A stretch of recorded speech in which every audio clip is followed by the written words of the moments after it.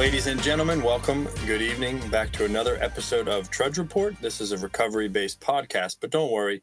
If you are not sober or not ready to be sober, we talk about plenty of other things, including sports, trending topics, and a good bit of nonsense.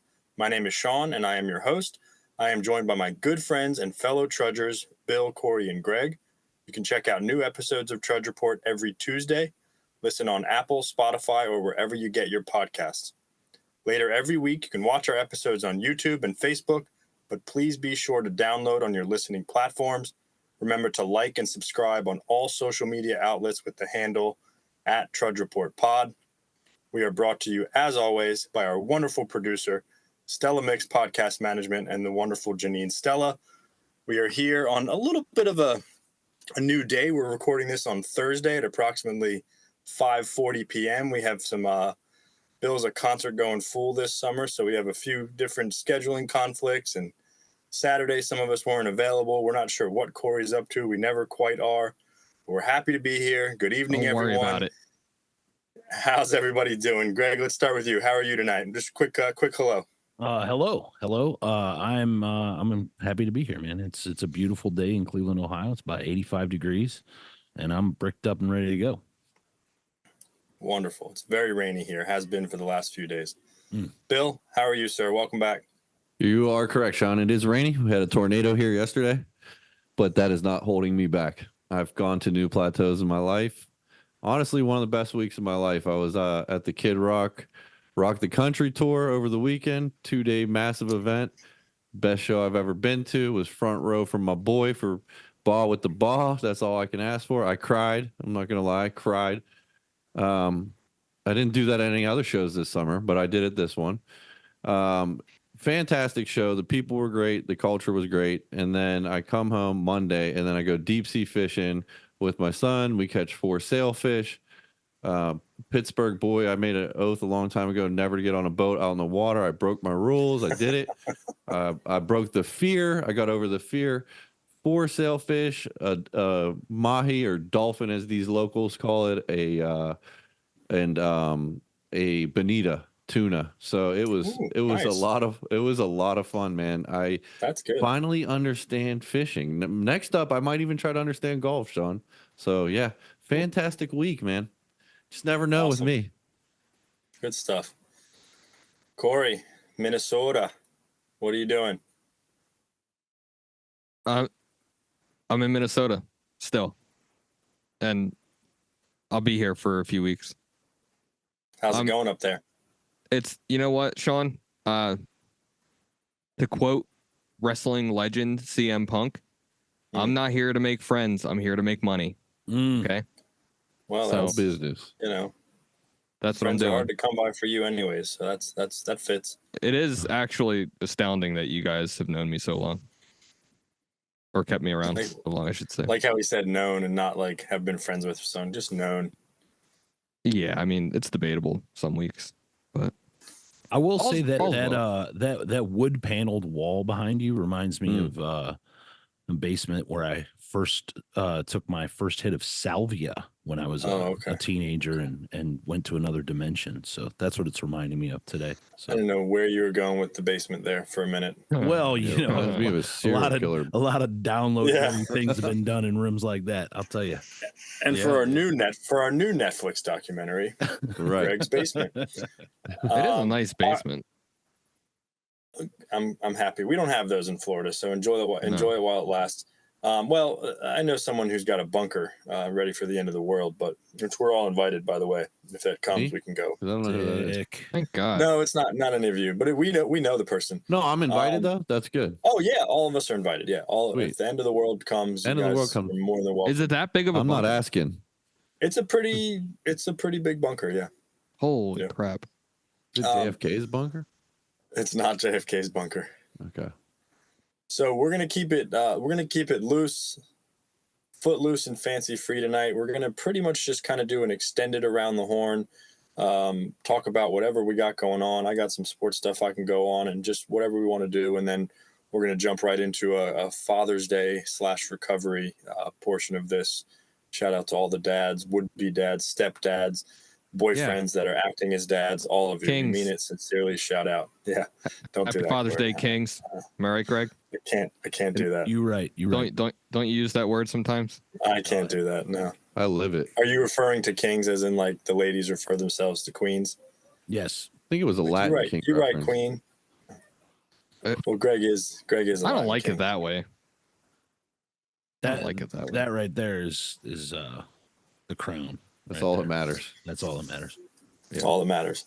So I want to just start off by saying that I think I love playoff hockey. I have been completely like, dude, I am locked in. And maybe it has something to do like Florida Panthers. I'm in Florida. I have been to one of their games. Thank you for your fake bachelor party a few years ago, Corey. That was awesome. It turned out to be real. I mean, I guess just a little early call. We had the early call on that. It was the pre-show. It was fun. fantastic. Yeah, it's a practice run. But like Yeah.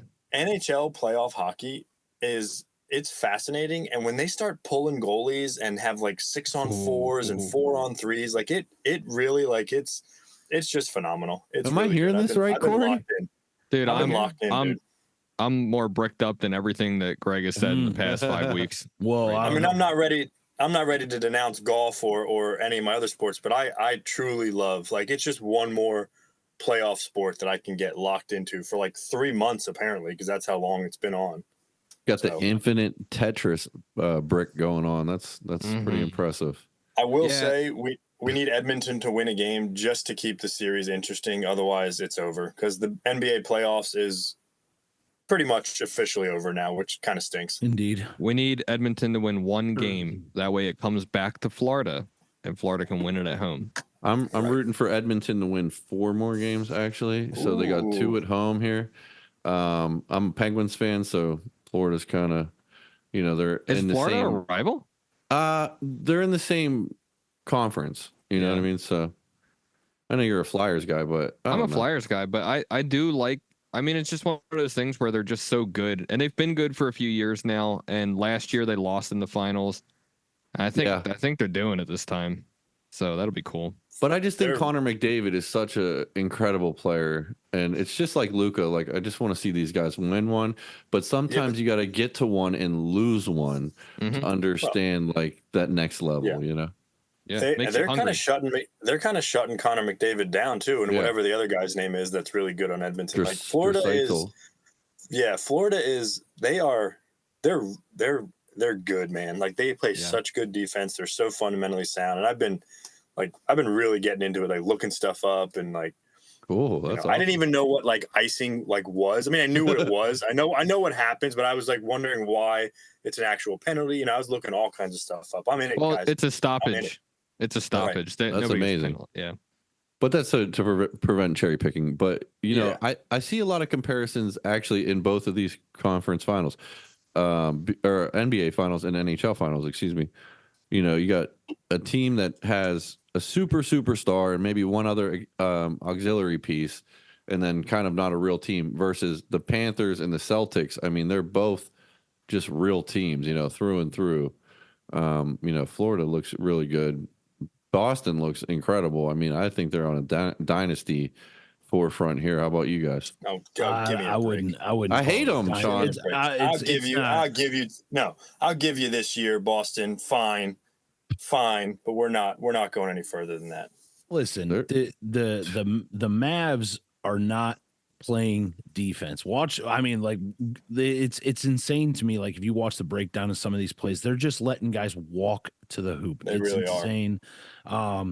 Luka, and even when Boston can't score, Boston is playing defense. Right. Exactly. And here's the deal. After that first quarter last night, game 3, by the time this airs or whatever, but game 3, after that first quarter, there should have been no reason for them to come back and win that game, and Dallas blew it. And you know what? I'm sorry, your superstar player fouling out in the final minutes and acting like a child, and him being a baby. If you're gonna hate on LeBron, everybody hates on LeBron for this stuff. If you're gonna do that, you got to hate on this guy too. No, he's got to grow up as the superstar of the team. You cannot do that. You know what I'm saying? He's got to grow up, right? And not only that, Greg, should there have been no reason Boston came back to like win that game? Boston was up by 21 points in the third quarter. Right, exactly. And Dallas came back. Give it credit. They got it to 3 points twice and 2 points once, but it never felt out of Boston's grasp. And what? You just knew that Tatum was going to hit a three or a dunk or White or whatever it was. But you know what also too is that for years and years and years, I mean, ever since I can remember, certainly since the days of Kobe and Shaq, where it was much more true, is everybody talks about how tough the Western Conference is, and how, like, I was listening to earlier this week, I was listening to the guys on First Take talk about it, and they're like, oh, well, what job would you want more? What job is more covetable, the Cleveland Cavaliers job or the LA Lakers job for the head coach? And everybody's like, well, I would go to Cleveland because it's a much easier path to the finals and a championship and yada yada yada through the Eastern Conference. I don't buy that for a second. Not anymore. They're not. The East is not teams, as deep. It's not as deep, but the defensive-minded, nitty-gritty, hard-nosed teams are all in Orlando. The East. Yeah. No, I agree. You have stacked teams in the West for sure, but I don't know. You guys, the thing about the West is that, like, think about who was missing is, like, Memphis could legitimately be a contender again next year. You know what I mean? So I think the West is definitely deeper, like 1 through 9 for sure. Yeah. But you had the best team in the league in the East this year. I agree. Right. No, I agree with you, Greg. You talk about depth, though. Like, if you want to talk about depth, look no further than the Phoenix Suns, who got bounced in the first round. And they're an extremely deep team with 3 superstars on their squad. Well, no, that's the thing. No, that's actually. Well, remember something though. That happened to Boston last year. So. True. Phoenix, you give them another year of gelling, and the few years. Well, Boston's lost a few years, and like they've blown it a few years in a row now. But that core is so good. That's what I mean. So now that they've broke that, like, it's dangerous. I don't buy Jason Tatum as an elite superstar in this league. I think that they are playing very well together. Second-tier superstar. Yeah. And he's a great team piece. That's absolutely. What he is. Well, that's the thing. They have their 1 through 6. You could even argue they're like 1 through 8 is ridiculous. Yes, Dallas may have like potentially the greatest combination of a backcourt, but they're not playing like it. Right. And to your point, just to circle back, the problem with Phoenix is that they had no depth. Same with Denver. Right. They're top heavy. Phoenix should have been better. They should have been better than they were, regardless, with that big 3. But they had no one else, and that was one of the same critiques of Denver. Is like, once you get through like KCP 1 through 5, 1 through 6, there's nobody else. Boston has Xavier Tillman had a great game yesterday. Right. A guy who was playing in the G League a couple years ago. You know what I mean? Yeah. He played for Memphis, I don't like him. Yeah. That's what I'm saying. When he was with Memphis, he asked to go play some G League games just so he could play. Right. So they're deep. But Dallas isn't as deep. Imagine the Mavs with Porzingis, because they had him, right, and they traded him. Yeah, but that's a whole nother thing too, man. He was in such a, like, for what Porzingis is so good for what Boston needs him for. Yeah, he was not this. He did not have the same role on. Not to say he couldn't. Yeah, that's a good point. Well, the Mavs wanted him to carry the Mavs wanted him to carry too much of the load, man, and he couldn't. He's not that guy. He's a complimentary player. He's a rim protecting, floor spacing big. But now with Kyrie, that might work. He wasn't in Dallas. With Kyrie now, that might work. You know what I mean? That's a good point. No, that's a good They're point. missing like a stretch big, like a 3. Because they got Lively and Gafford that can protect the rim, and Porzingis could, but that, unfortunately, it wasn't what they had him. They can protect the rim, and granted, if you look at the stats over the course of the last 3 games, they're only being out rebounded by like 20 boards. But those 20 boards are so crucial and coming at the most inopportune times for Dallas. I mean, Boston's capitalizing off of it. So 100%. Here's the thing: Dallas hasn't broken 100 points in 3 games.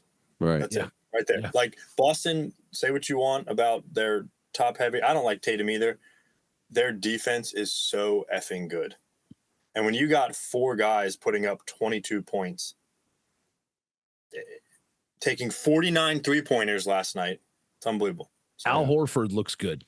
That's all you need to know. Al Horford looks a little old compared to the other guys, but he's still doing the thing. That's what I'm saying. He's still doing the thing. Shout out to the 06 Florida Gators. That's right. Yeah. That's right. Billy Donovan and crew. Ooh, throwback. I would be remiss if I did not mention real quick. I don't know shit about hockey, but I know I enjoy watching it. But in a little bit of a celebration of mediocrity, the Cleveland Monsters, who have come back from being down 0-3 in the Calder Cup Finals, are playing Game 7 tonight. So let's go. Is that your, you know what? Is that your girlfriend's son's team? No, that is our hockey team. Just about. What is it? Oh, that's like Cleveland a AAA, what? like a minor league. It's the Calder Cup. You know? It's the AHL, but what's the team name? The Cleveland Monsters. Monsters? Yeah. That's just terrible. You wouldn't get it. You wouldn't get it. It's a Lake Erie thing. Is that when they let all the balloons go? Was that the monster? No. Terrible idea. Okay. Do you guys want to know something? What? Sure. You guys want to know something about your friend Corey? Yeah. So AHL is fun. Himself in the third person already. I used to. Well, so does The Rock, and I'm trying to be Corey more like likes him. AHL. Yeah, I do. No, I mean you were gonna say in third person, but go. Whatever, Phil. God. So, my dad used to take me to Philadelphia Phantoms games quite often. Actually, I don't even know how many I've been to, but they're way cheaper than the Flyers. And when I was younger, that was just the place he took me, and it was at the Philadelphia Spectrum, which is no longer there. It's now a parking lot. But what I wanted to say is I was at the game where the Philadelphia Phantoms won the Calder Cup in 2004. And that was listen, it's fun. It's fun to go. You can get tickets for literally like $7. You can't even get fucking Taco Bell for $7 anymore. Right. But you we've already talked about that. We have. I do have some coupons to Taco Bell, guys. I do have some coupons coming by. We had the Norfolk Admirals in Norfolk, Virginia, where I lived, at the AHL team, the Norfolk Admirals. There was a guy on the team named Rod Stewart. No, not the same guy, obviously, but But it was fun. I used to go to their games all the time because my dad got free tickets because he coached the soccer team, the Virginia Beach Mariners, and they had the same owners. And it was a blast. I loved it. It was so much fun to go. Yep. So, do we talk a little MLB real quick as we're approaching the All-Star break before we get a little MLB? We wanted to do this last week, Bill, but we wanted to wait for you because well, the elephant in the room, real quick though, is the quitting of the hot dog eating contest by Cody Chestnut.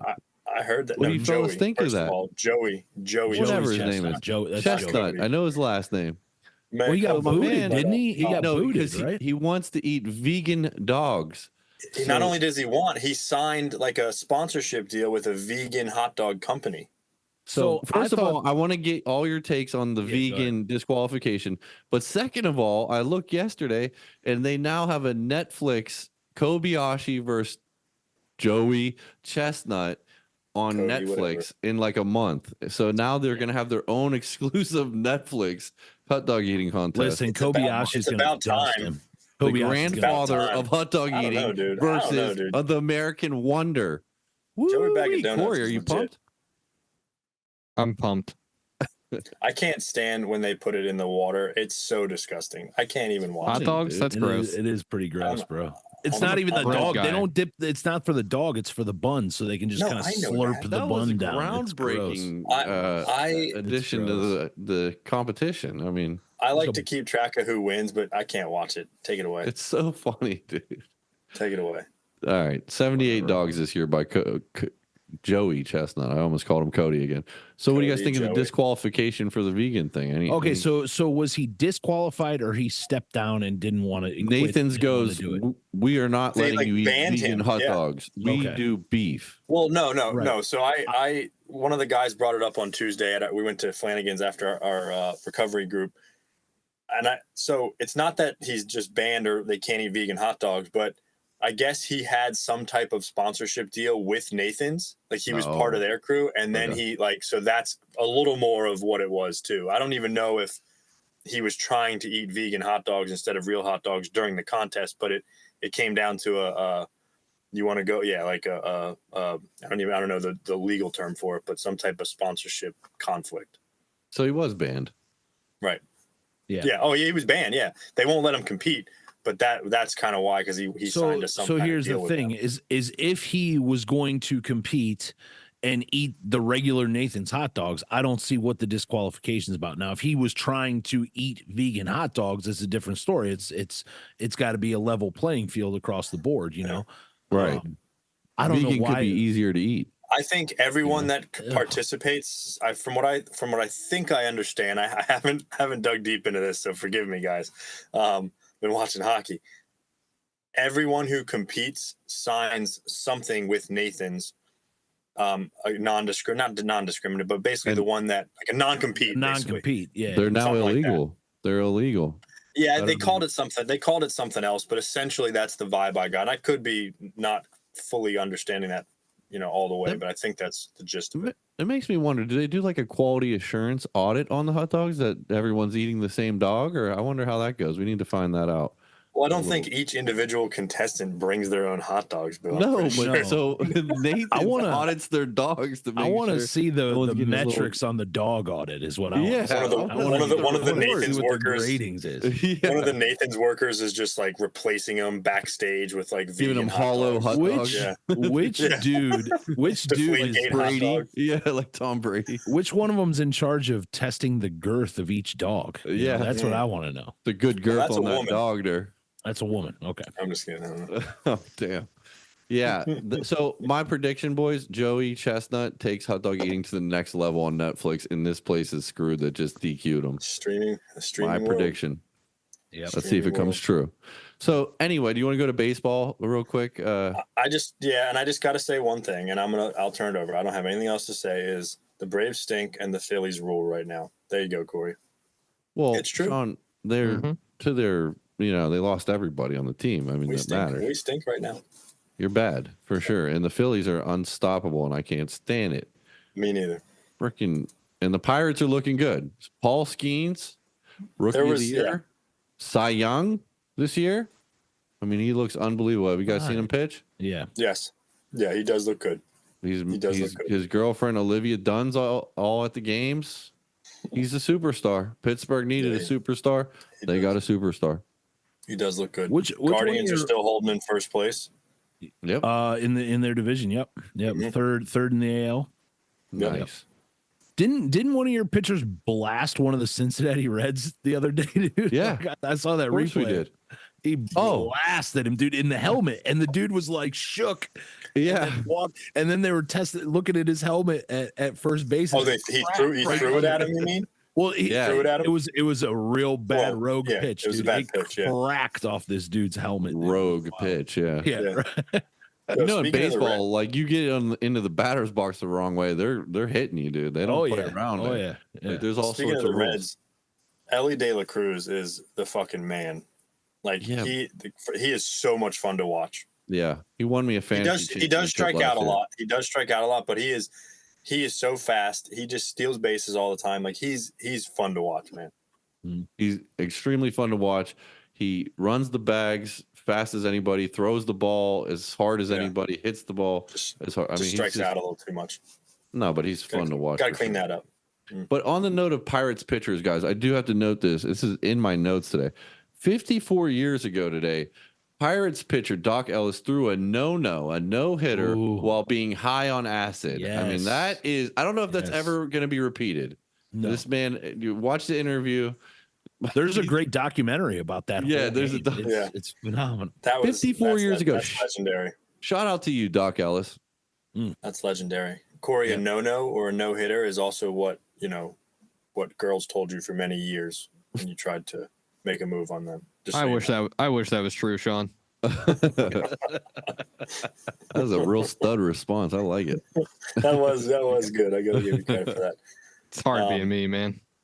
Dodgers look good. Unfortunately, can't stand them, but they do look pretty good. Ohtani's front runner for MVP once again, which he's nasty. He's sick, but who else? The Yankees look good, which also pains me to say. Phenomenal, dude. They really do. They really do. Shout out to Danny P.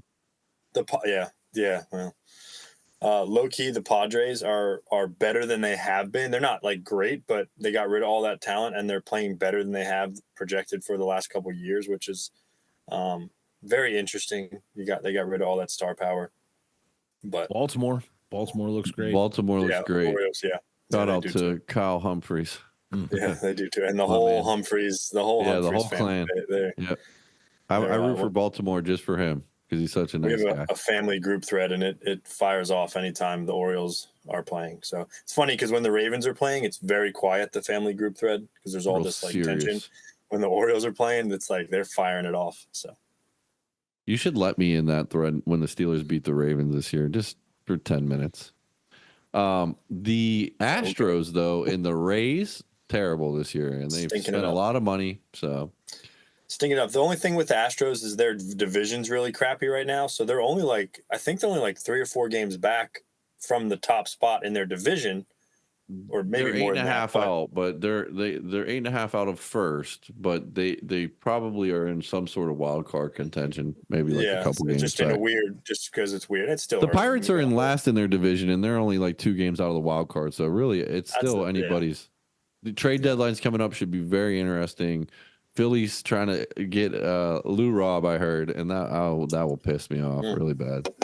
So I can't. He's a good baseball player, Corey. You guys, I fucking hate the Phillies. And we still got about 90 games left. So that's my only beef. Okay, time out for a second. That's my only beef. Somehow, in a weird twist of scheduling for the first half, the Phillies have played like 10 more games than the Braves. I don't understand how that's like. Well, it's the same thing with the Yankees. The Yankees have played more games than anybody in the AL. And I know it'll eventually even itself out because everyone played. But it's just like, that's not true, Sean. It's not true. Currently, it could have been true, but they're right. I checked the other day and I was like, what the hell is Sean talking about? I'm looking right now. The Phillies have played 67 games, and the Braves have played 66. Oh. Well, so maybe the Braves made it up. All right, hey, hand up on that one. I mean, I don't know. Maybe I was doing acid with Doc Ellis. Shut up. There was a point at some point, because I said this to you before, Corey. There was a point like I could have sworn that, and maybe it's just because the win-loss columns are so lopsided. It looked like that. So hand up on that. My bad. You guys still suck. What's it called? Mea culpa. I'm not gonna. I decided I'm not gonna invest until, later on. Yeah, you really don't need to yet. Yeah, you're getting there after the All-Star break. You can start paying attention after the All-Star break, and then really come like middle to the end of August is really when the division races start to heat up and all that. Dog days of summer. That's usually when the Indians start their descent. So yeah. Shout out Drew Carey too. They'll be there. Shout out Jose Ramirez, who just signed a contract extension for less money to stay here. How much? Shout out Rick the Wild Thing Vaughn and Black Hammer, tiger White blood Lightning. in his veins. If anyone in our mentions, because we get so many mentions and shout outs, if anyone in our mentions or whatever mailbags or comments can tell me what movie, none of you guys can tell me what movie Black Hammer and White Lightning are from. We'll create some kind of merchandise and give it to you for free. PSA: Sean said he was going to give away a pair of boxers last time, and my buddy Jeff got the right answer. He's waiting on his boxers. He's yet to say that you are not going to do it, but does he? Well, no. Does he want long leg boxers or short leg? I have both. Short. He just wants your face on the Trudge Report. Game worn boxers. Oh, I got to make Trudge Report boxers. All right. Well, you know what? What's his name? I'll look into that. Tell him we're gonna owe a lot of merch. Yeah, dude. You're gonna by the time this goes down. Yeah, that's fine. I'm just gonna write Trudge Report with a Sharpie on like a plain gray T-shirt and send it to him. Just sign it. Okay, I like it. So, what else? Anything else, real quick? Ramirez, 7 years, 141 million. Is that what you're saying? Correct. Wow, that's for less money to stay. For less money than anybody he could have gotten. Yeah. He wants to stay here, man. He wants to stay here. I respect that. Yeah. Something to be said for that. You know who else stayed with one team, guys? Doc Ellis. Michael Jordan.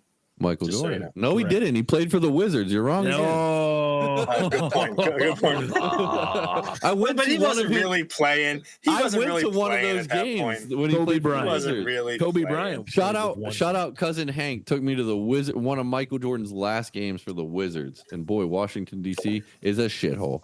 Yes. But anyway, yeah, and it didn't count. He was part owner of that team. Yeah, well, he still played. True that. So, all right, guys, should we get into, we're about half in. You want to go right into it? Whatever.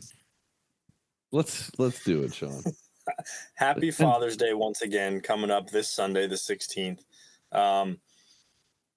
We're gonna go around. I just want to. I'll start real quick because I've been thinking about this a lot. I had lunch with a friend today that I haven't seen in about 8 years. All of you know him, and I'll talk to you about it offline because he asked me not to mention his name on the pod. But it was a wonderful lunch. I haven't seen him in 8 years, and we were just talking about kids and stuff like that.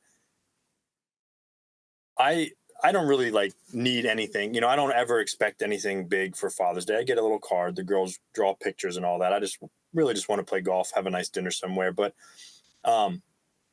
in the interest of being a father, and then what comes along with that as a husband or a mate or a partner or whatever,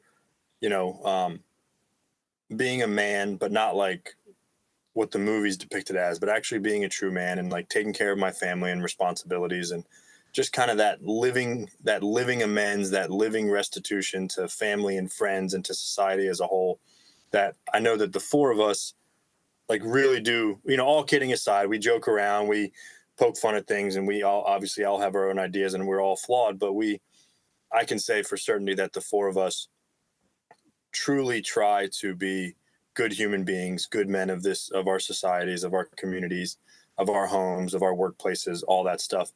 And I think that's important because I work in a profession that, unfortunately, I see a lot of, pretty much every family I meet is a broken family to some degree in the profession I work in. And I would say 8 out of 10, 9 out of 10 of those, they're fatherless. There's no powerful or adult male role model in that. There's a lot of studies that have been done, a lot of different research on the impact of having that positive adult male role model in children's lives. And I agree and I believe in all that. And for me, it's such an important thing to try to carry an equal load with my wife in the house and with the kids. And obviously there's some things that, a mother's touch and mothers can do that men can't do. And I'm not even talking about breastfeeding and giving birth and all that, but that is one of a couple of them. But I just mean, it's not what I was thinking about. Trying to, share the load when it comes to dinner time, bath time, doing homework, putting them to bed, really trying to carry that equal load, which I remember after my first child, my wife was breastfeeding and then she started pumping a little bit. And I had such a hard time getting up for that 2, 3 a.m. feeding.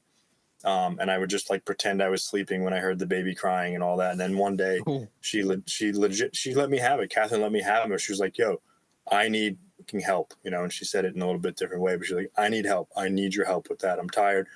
And it was so difficult with my first child. So when we had Grace, my second child, that was one of the things that I really, truly prayed on and asked God for help with. And I was much, much better at it. Like night and day different. I got up, I had my own little routine. I made it kind of personal for me. And that's just a small example. And then that carried, honestly, that carried over and through to our schedule is very regimented. It's very predictable. She has certain nights she's out for her recovery stuff or whatever. I have certain nights I'm out for my stuff. So the other parent is there. And on nights like tonight, I play pickleball tonight, but I got dinner ready already. Before they even got home, I had dinner ready. I got certain little things done around the house that she would have to do. And she's got a bunch of women coming over for some kind of Bible study or something that she's starting tonight. Not a Bible study, but it's women from her Bible group, I believe. So I got a bunch of little things done that I know she would have had to do once I left to save her some time. So I just think that stuff is important. And this conversation could legitimately go on forever and not, but I think I want to start off with that. How do we as men, Greg, I know you're not married, but you have a girlfriend, she has a son. So you are playing that male role model to one degree or the other. Maybe he has other male role models, but you're definitely one of them. How do we as men be that example and be that kind of spiritual leader or spiritual equal in the home and around the kids? So who wants to go next? Anybody can take it. All right, Greg. Bill. Oh, shit. I'll go next. That's all good. So yeah, man, thanks for that, Sean. That's fantastic. I can relate to everything you just said there. For me, let me just start with saying my dad died when I was 9 months old, and this year especially, like I've gotten to a point in my life where I can look at other things like in my history and stuff like that and try to rectify it.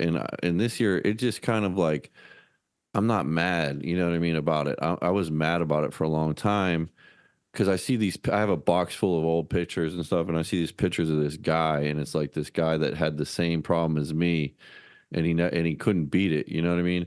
But I see the smile when he's holding his kids and all that thing, like the same thing that I have, and it makes you sad, man. Like that I never got to know him. He never got to know me or my brother, but he was like wanted to, you know what I mean? I was with him the night he died, like in his bed, you know what I mean? So he was just lit up like we were his world. But that's my inspiration in even getting to where I am in recovery and all that stuff by seeing and living those things. A desperate part of me did not want to become that, and I was so close to it myself. Now to be on the other side of it and to be able to forgive something that he was already forgiven for, but I was holding on to. It's a beautiful thing, because I invite him into my prayer, my meditation, and I wasn't for a long time. I was talking to people I had personally knew growing up and things that I lost. I invite him in and let him have that connection with me because I believe he's a part of me. You know what I mean? So yeah, but you're 100% right when you said about what you said about kids with no fathers. It fractured me. You know what I mean? That whole thing fractured me to not have that mentor in that male way, especially for young men. You know what I mean? That's everything. That's your trajectory in life. From what I know, that's mine. And I was fractured because I had that, and then I went and moved in with my grandparents. My grandpa was that role, but he was like, God bless him, man. But he was in his 70s. He had started to really slow down. He passed in 2000. So I knew him till I was about 15, tried his best, and I love him. It's actually his birthday today, 107 years old. So salute to him. What's his name? Henry DeLuca. He opened DeLuca's restaurant. Henry Sr. Shout out to Henry Sr. Big Henry. That's Big Henry. Big Henry. Yeah. Big H. Yeah. And he was the patriarch of his family. And that's, you know what I mean? He was a man, you know what I mean? And he retired from his restaurant that he had got up and went to work at 4 a.m. every day, worked all day, gets to retire. Then he's got to take 2 little kids in because his son passes away, destroyed his wife. And he takes us in and he does the best he can. And that stayed with me too, you know what I mean? But then when I lost him at 15, I fractured again, you know what I mean? It took me a long time. I mean, even getting sober and in recovery, I was afraid of a lot of things, tools, fishing, all these things that, because I was never taught, and I exaggerated it in my own head that, it was like a fear and a self-defeating thing that I had to realize about myself. But that's the importance of being that mentor, So now today with my own children, I try to be that. Am I perfect? Hell no, I'm not perfect. Do I come home pissed off and they get the outside of it? Yeah, you know what I mean? But I'm not, I'm here for them and I love them and I do the best that I can every day. And I try to remember that I am a part of their trajectory. Like I am here to be that structure for them to succeed in life, whatever it is. Is it easy? Like Sean was talking about that stuff? No, it's not easy. I admired the late night thing, man. I always feared that I never really got to go through it because I had to go through my own things, including a very tumultuous situation, getting my daughter. I spent years, exhausted myself financially. I took every work day I could. I fought, through court systems and all that things. Pain and on top of pain to be the dad that I am now. And it finally got resolved last year. I got my first Father's Day with her last year and my son. I mean, I had a lot with him and I love him dearly as well, but it means something this year because last year, it was almost like painful having that first one. This year, it's like we're celebrating, you know what I mean? Like I just picked her up and this weekend we're celebrating success. We're celebrating hitting that plateau and being able to now look at how can we better each other in that trajectory of our future, and that's all I want to be, man. I want to be an inspiration to my kids to my wife, to my family, to my friends. And I think I am. I think I do that pretty well. I actually have a massage booked 1:00, hour and a half on Father's Day. So I'm gonna absolutely love that. And I'm hoping for a nice breakfast in bed. Like Sean was saying, those little things they do on Father's Day mean a lot. You went like for the old 90-minute massage, huh? Screwing out. She goes, you want 60? I'm like, it's a 90 kind of deal, you know? She's like, all right. And yeah, man. So it's cool. I like Mother's Day is always roses and the fancy dinner. Father's Day is like the kids bring you a Lunchable and like a handmade card, and you just love it. You know what I mean? Because that's who we are. They bring you like a screwdriver. It's like, so, but that's what we like, you know. Like, I know me, like, I'm not a big like getting guy. I love to give, you know what I mean? And it's just nice to be recognized, because all you guys, man, I see you guys being great fathers, and it's inspiration. And without each other, you know, we wouldn't be able to get to this point that we are at, which is a point that I think a lot of people frankly can take notes on and be inspired by. So yeah, man, it's Father's Day this year means a lot to me. Doing a lot of praying and trying to be in touch with those ones I lost and bring them in through me to my kids. That same thing they did for me. So I love you guys. Thanks for letting me share that. Very cool, man. I never thought how, like you just said, you probably would give anything to have to wake up at 2 a.m. to feed your newborn baby. You know what I mean? And I was pretending like I was sleeping. Sorry, Catherine. But if I had to go through it every day, I would have hated it. Well, no, but I get it. That's just a different perspective. You know what I mean? Yeah. Like I obviously know very intimately what you've been through with your daughter. So like you probably would have at certain points like, I would have loved to have been there in those early days like that for her, you know? So, yeah. Two sides of the coin. We got both of them for sure. Well, and it's also no doubt that our recovery programs and the principles we've learned in recovery have absolutely 100% helped us become better fathers, husbands, mates, boyfriends, all that stuff. Maybe we would have gotten some of that just off our upbringing and just life experience. But like, I know for a fact, if I wasn't sober and I hadn't learned the things I've learned in our recovery settings, that I'd be a pretty shitty father. So, right. So even all the things that I went through, like my uncle came to me one day and he goes, I just want to let you know, if you would have never got sober, like gone through all that pain, all those things, you would have been an asshole. Like you would have been like he just said it flat out. Like the way you thought of, you know, like everything was manipulation and bullshit, you know, and I'm grateful for that. So boys, who wants to go next? Go ahead, Corey.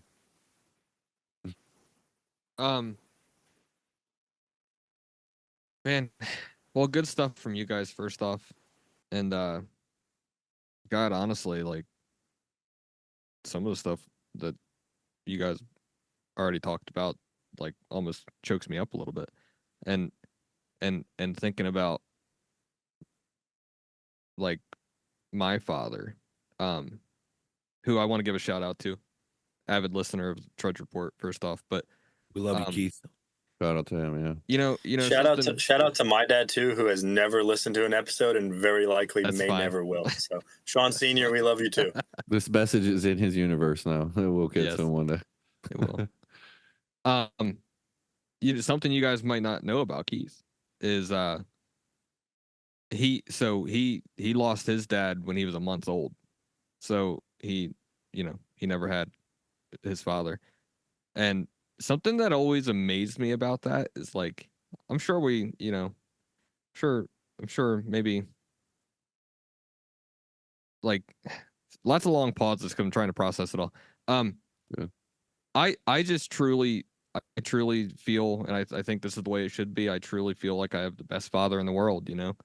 I know I've told him that before. I haven't told him in a long time, so hopefully he listens to this episode. But, man, it kind of amazes me that he didn't have that father, you know, and turned out to be such a good one. Bringing it back to me, I think I've literally said to him, like, man, I don't know how you were such a good dad, you know, like, because like I don't want to sell myself short. I think I do okay, you know. My kids love me and I love my kids, and I think for for the most part, I do all right. He does great, people.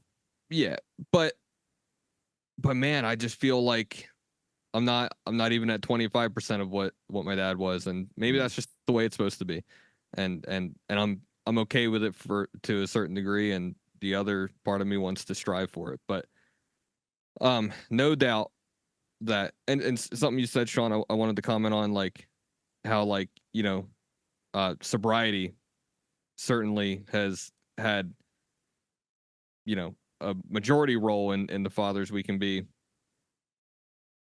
and how some of that stuff may have been instilled in us as a kid, but recovery taught us a lot of things. Man, I truly noticed, I remember consciously thinking about it in maybe my first year of sobriety, that, like, this is how my dad wanted me to be all along. This is what he taught me. I drifted away from that stuff. I drifted away from, a good moral standing, Right. He tried his best with me, and I think he did fine, honestly. I mean, not that I don't suck sometimes, but I think he did fine, because that, I know I have a moral compass for sure. On the backside of addiction was learning that I needed God to be my moral compass too, and it couldn't just be like, for me, it couldn't just be like, I'm gonna live up to all these ideals, because my mind will tell me different ideals, but yeah, man, for sure. I just think that recovery brought me back closer to being the man that my father wanted to raise me to be, and being the father that I should be. I too sucked at the wake ups early on with infants. Terribly, actually. And man, I often still think, like, I don't want to, like, throw a pity party for myself here, but, like, I often still think, like, man, I could do so much better than what I'm doing, or, like, maybe we'd be in a better position if I didn't have to go see Dave Matthews 30 times a year or whatever. You know what I mean? Like, just things like that, and like, really trying to, like, man, when you have kids, I was actually just talking about it earlier. There's no way to actually put it into the words the amount of unselfishness that will take place. Like, right. Not even that you have to try. It's going to take place. Aside from, unfortunately, like, so, unfortunately, some kids won't have that father figure. But aside, you know what I mean? But, like, man, when we're there, like we're talking about right now, it's gonna happen. You're gonna be unselfish. Like, right. And that's an amazing thing, and it's a sacrificing thing, and it's a whole thing. I'm certainly grateful to be a father. There's nothing on earth that I love more than my kids, and this is actually the first Father's Day that I won't be with them, but that's the decision that I made, and I knew that I was gonna skip this Father's Day with them in order to, like I said, better your family. I'm here to make money, and I'm gonna do my best to. Right. Exactly. Everything's for them now. So big time, dude. Yeah. So, and I don't even say that to throw myself a pity party, because I really don't. I'm not bitching and moaning about it. And honestly, to be honest, Father's Day itself. So I said all that. So let me say something that sucks. Dude, Father's Day, like, other than for, like, I hope, like, when I get my kids on FaceTime with my dad and Happy Father's Day pop up and all that stuff, I hope it makes him feel like $1 million. For me, it's like, I guess we could get breakfast. Like, I don't require much. I don't need anything. Yeah, I'm with you. I'm with you. Yeah. That spot on the unselfishness. Like, I was mad at that for a while, and I'm like, damn it, like, I got to be so unselfish here and get no recognition. But I do have a question for you, Corey, because I'm just wondering this, and it's personal, but when you say your dad is the greatest dad ever, right?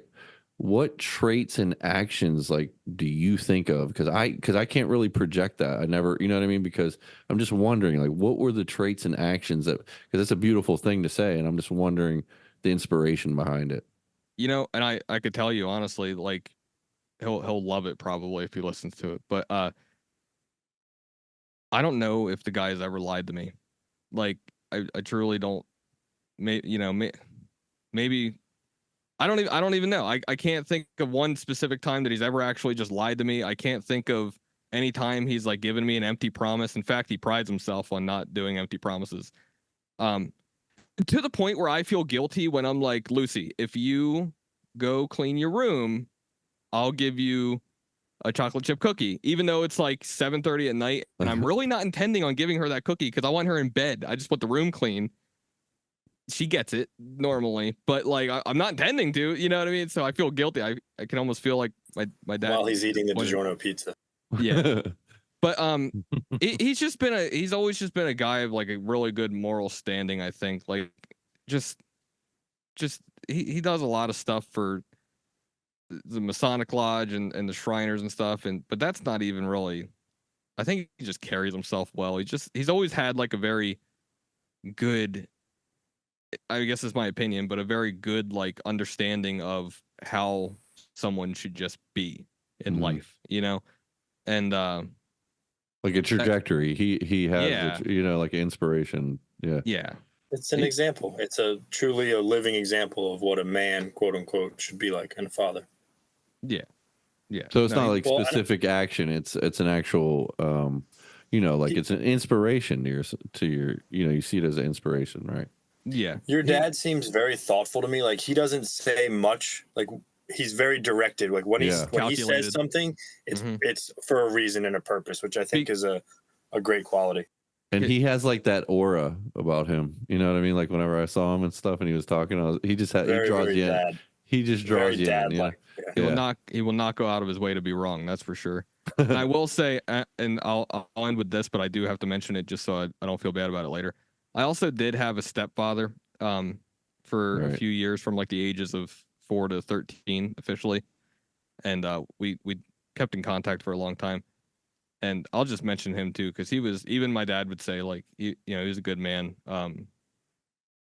Which is wonderful for your real dad to say that about your stepdad, just proving more that he's a good. Yeah, and the one thing I can say, his name was Dennis. He passed away in 2020, and that year sucked, boys. But the one thing I can say about him is, man, he's another one that like I don't think he ever heard a fly. His goal in life was to pull up to like the toll booth on a bridge and make that motherfucker's day.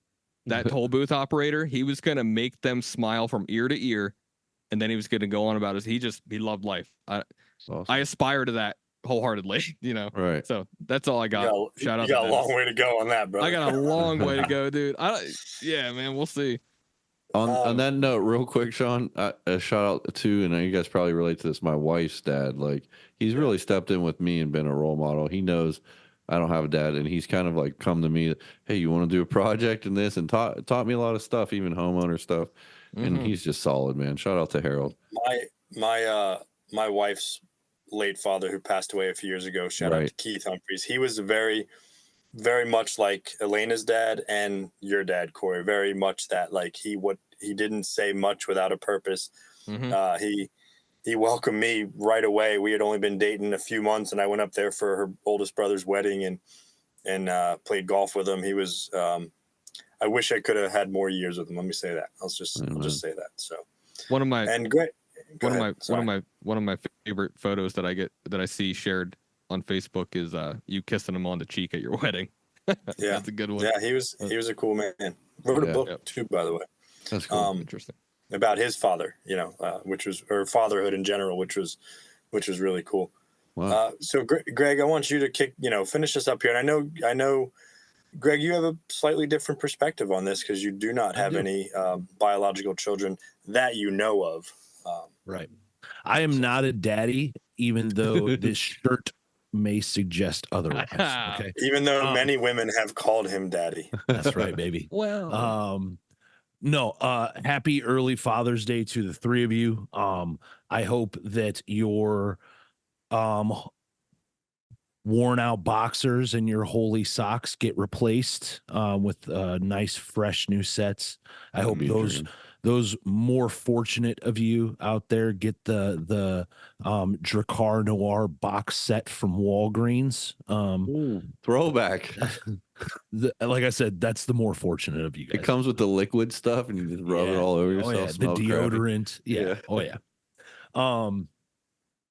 No, it's been great to see this and hear what you guys have had to say. I am one of those guys. I'm not a dad. I also am one of those guys that came from a broken home, right?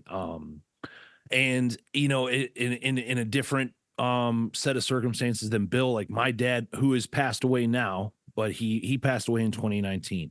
But he was gone from our house and everything like that. My sister was a newborn. I was like 3 when he left, and it wasn't a situation like he went out to get milk and cigarettes and never came back. Like, and sometimes, like, I'm not angry anymore at the way that things shook out. It just was what it was.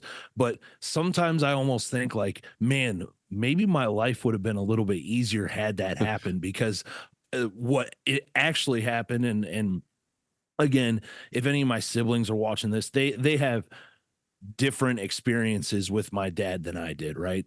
So this is just my perspective. It is not they had different relationships with the man and everything like that. But my perspective is that I always like held my dad on this pedestal, and it sucked because there was a lot of empty promises, and there was a lot of times where it was like he was supposed to come pick me up, or he was supposed to come to one of my sports events or whatever, and nothing, and it was always, well, it's okay. He's working, and he's a hard worker, and the guy spent years working his life away, which is unfortunate, right? But what it is now that I'm not that angry, resentful human being anymore that I used to be.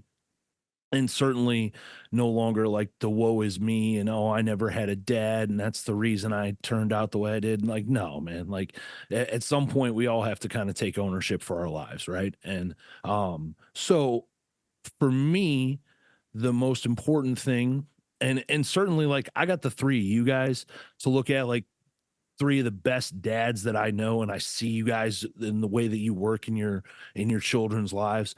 Couple of our other buddies, like Danny P, man, great dad. I got to learn, from my mom's dad. My grandfather was a super intelligent dude, and just a really great soul and a kind man to be around. So and learning like the tools stuff and the sports stuff from my uncles, so I kind of had a lot of different father figures in that aspect of my life. And so the things that have been part of what I try to do today, in as I try to be a good male role model, right? To whoever it is, right? It's funny because, for some people that don't know, like, listen to this podcast, but like Corey and Sean both had me watch their firstborn children when they were like little. And it was like, and like Corey, maybe I could see, because I had been like around and sober for a little bit, but like when Sean had me watch his daughter, man, like I had not been around that long, and somebody saw something good in me, or they just really needed some sucker to come watch their kid for him. But like somebody saw something. We do get desperate. Like, yeah, I know. Nah, as Janine just wrote in the chat, our producer, Greg, you would be a great dad. You have the dad vibe. But it's cool. Maybe it's because like I'm a big kid myself, and I just I have a great time, doing it. Even when Sean's daughter like came and like just literally handed me a handful of poop. Still turned that into a great time. Whatever. That was a test, by the way. It was right. And that's when he became uncle. I guess Greg. I passed. And the first time that I watched Corey's daughter, poor Gabby, his wife, man, was just freaking out because she was not ready to leave her little girl yet. It wasn't even so much me. Didn't you give her sugar for the first time, or was that somebody else? I did. Yeah, that was at your daughter's birthday party, Sean. And yes, wow. Well, listen, I'm honored that it happened. That was a moment. There was almost a death. There was almost a murder. I might have almost died. Yeah. But I might have egged that on a little. The big things that I've learned from you guys and from our other close friends who are fathers in recovery is I try to be a good human. I try to be a good male role model, and I show up, right? And sometimes I fall short of that ideal. Sometimes I take that little bit of selfishness back, and I just want my me time or whatever. But for the most part, these days, like, I show up for people in my life, right? I show up for my family members. You mentioned earlier my girlfriend's son, and like I've said before, like, she has taught me patience, right? Because sometimes, he is a challenging little boy at 7 years old. He's a great little boy though, and like he's so much fun and just a very nice kid. But kids are going to be kids, right? And kids do kids things, and sometimes it's frustrating. So I learn patience, and I learn, for me, what's important is, like, I want to be for that kid, like, the certain things that I was missing out on, right? And not to, like, his father is around and everything like that. So it's not anything like that, but more so, like, how can I supplement that? How can I come into this situation and make it better and not make it worse? Right. And like I said, showing up in life, when things are asked of me, I'm there. I show up. I actually, not to toot his horn too much, but I learned that from Dan P, our good friend and our loyal listener, man. He gets a lot of shout outs on this show. That motherfucker, you gotta have him on right now. We love him. I agree with you. That dude literally, and he wouldn't mind that I shared this, but this dude literally, when he was trying to get his son, or custody of his son, and visitation, would fly from Florida to Connecticut on the weekend to go spend 30 supervised minutes in a McDonald's with this kid, because that's all he was allowed at that time. I can and relate they would to that, fly yeah. back, and it's like, so this dude put in the work, and now they have a great relationship. He still flies or drives out to Connecticut like every other weekend. So it's an amazing thing to see, and it is Father's Day, so definite shout out to all the fathers, but to all the mothers out there in recovery who also have had to,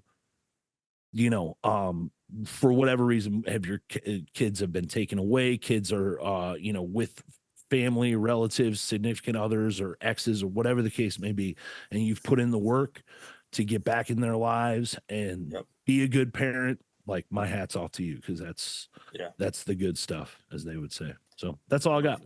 One of our books says the reunification of families. That's what makes recovery so attractive to people on the outside looking in, is the reunification of families. So, that's a beautiful thing. And just in closing, because we're pretty much out of time, Corey, something you said struck a chord in a good way. I think it's always okay for all of us, and not just in fatherhood, but in any kind of facet of life, to acknowledge that we have work to do and strive to be better, right? If, we want to be better fathers, we want to be better with specific things around the house and with the family, at work, out in the community, like, it's okay to say, hey, I think I'm doing a good job, but you know what? I want to be better, right? Or even say, like, you know what? I'm falling short in this area and I need to be better. And for us, we turn it over to God and try to get out of our own ways. So, great episode today, guys. I love it. And I just want to point out too the thing that Greg said about not wanting to be in the way, but wanting to make the kid's life better, because that's what he went through, because Greg, you do that for every kid. I see that with every kid. Like, it's like this instant attraction, like a childhood thing that you get it. And that inspires me, man. So thank you for sharing that. Thank you. Yep. So. I do also have to say one thing. I realized in the middle of this that I was not here for the Mother's Day episode. So I would like to give a quick shout out to my wife, Gabby. And especially want to say that, like, while it was a sacrifice for me to fly up to Minnesota for a month to hopefully further our family a little bit, big sacrifice for her too. So she's killing it. She's pretty close to sainthood at this point. All right, let's not get crazy, Greg. She's not going to listen. That's a wrap. Anyway. It's fine. That's a wrap. I think my wife stopped listening too a while back. Yeah, dude, they don't give a shit. They hear us talk enough. Right. Same. Boys, I love you, and I have so much fun doing this stuff. So that's a wrap. Happy Father's Day once again to all different types of fathers, husbands, boyfriends, stepfathers, boyfriends that are fathers, everything. We love you guys and keep striving. So shout out to our listeners. Shout out to Danny P and Dan Hurley and the Yukon Huskies going for a three-peat. Please like, follow, and share on all socials at Trudge Report Pod. You can email us, trudgereportpod@yahoo.com. Send mailbag requests, topics, questions, comments, any of these handles. Remember, we're all here if you want to talk about recovery or anything else, our experience, and especially if you're struggling with some form of addiction or mental health stuff. Thank you again to Janine and Stella Mix Podcast Management. Good night. God bless, and may you trudge the road of happy destiny. We will see you all next week. Adios.